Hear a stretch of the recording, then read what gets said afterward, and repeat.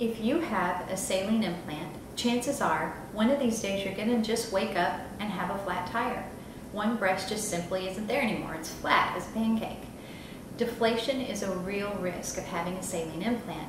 Unfortunately, a lot of patients weren't told this before they actually had them, so when it happens, boy do they panic. First thing is, don't panic. It's just salt water and your body will absorb it. So having a deflated implant is not an emergency, but it certainly is something that needs to be taken care of. Now you need another operation and you need to start making some plans. First, call your surgeon's office and let them know what's happening. A deflated implant is not an emergency. However, it needs to be dealt with in a timely manner. It needs to be dealt with fairly quickly. Dr. Tebbetts doesn't like for a deflated implant to stay in a breast longer than 3 or 4 weeks.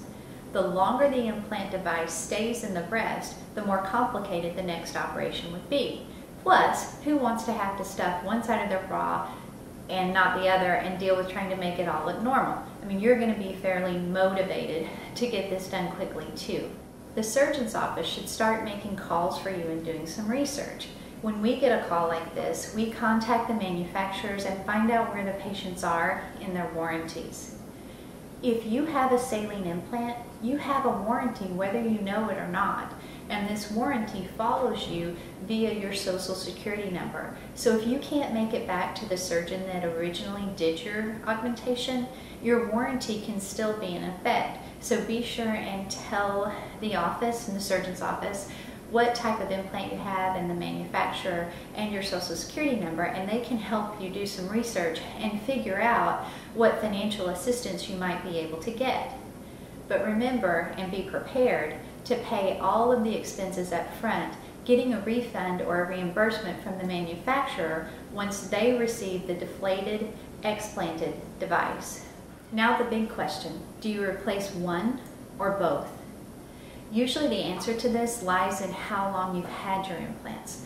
The longer you've had them, the more motivated you're going to be, and you're going to really want to replace both so that you're not waiting for the next shoe to drop or the next flat tire to happen. So the longer you've had your implants, the more sense it makes to go ahead and replace both at the same time. Now, what do you replace them with? Today we have so many different implant options. For us, for our patients when they have a deflation, we recommend that they switch both out to silicone. But talk with your surgeon, discuss your options, and see which implant option would be best for you.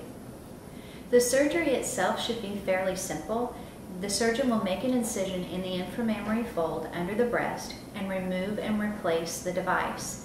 The pocket's already made, so this experience should be infinitely better than your first go around.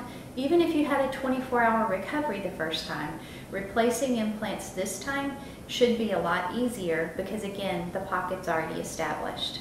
No one ever wants to wake up to a flat tire or have another operation. But remember, a deflation is not going to hurt you, and the sooner you take care of it, the better. If you know anyone who's dealing with a deflation issue, please share this video with them, and you can always find out more at thebestbreast.com.